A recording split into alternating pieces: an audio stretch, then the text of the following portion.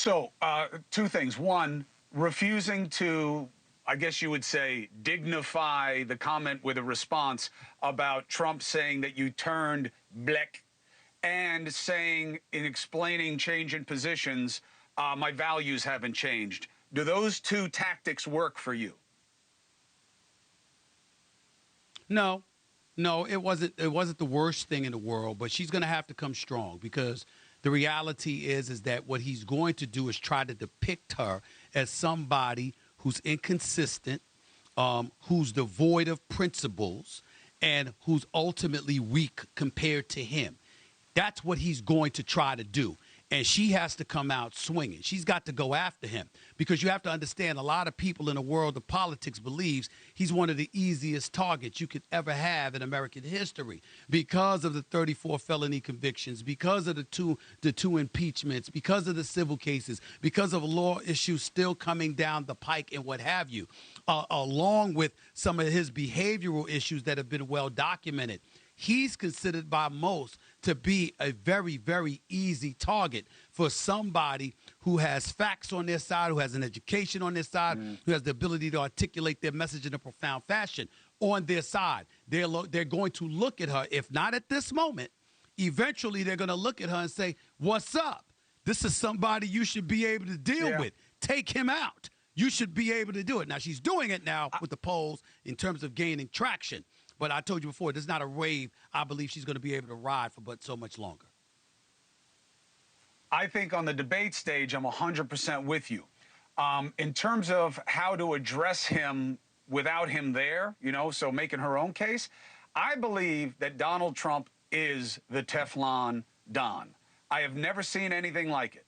All of those things that you just listed were all kill shots for any other politician. But with him, it's become a metaphor for lawfare. He's a victim in his base's mind. So I believe, and I'll see how she does it in this one, Stephen, but she has to say, not that why he is these bad things, she's got to make a case for better. Well, but wait a minute, Chris. Wait a minute. I respectfully disagree with you a little bit there, my brother. And here's the reason why. Go ahead. Because I understand he's Teflon, and I get that. I understand he's Teflon.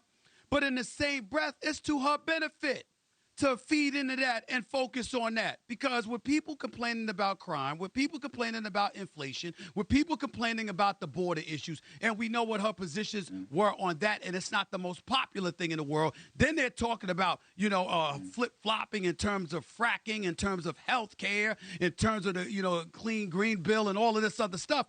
You don't want to possibly get into all of that with him.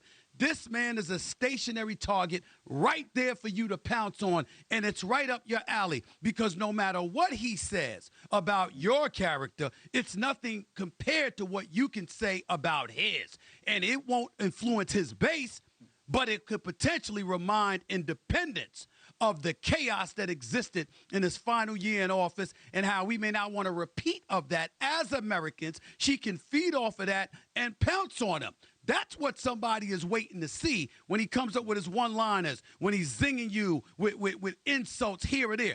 Can you fight back? Jeb Bush, they said, couldn't fight back. Marco Rubio, they said, couldn't fight back. Chris Christie tried valiantly to do so, didn't work effectively. Nikki Haley tried, didn't work. Ron DeSantis didn't work. He came up with slogans and one-liners and all of this other stuff, and it was able to supplant them. But that was people he was going against on the right.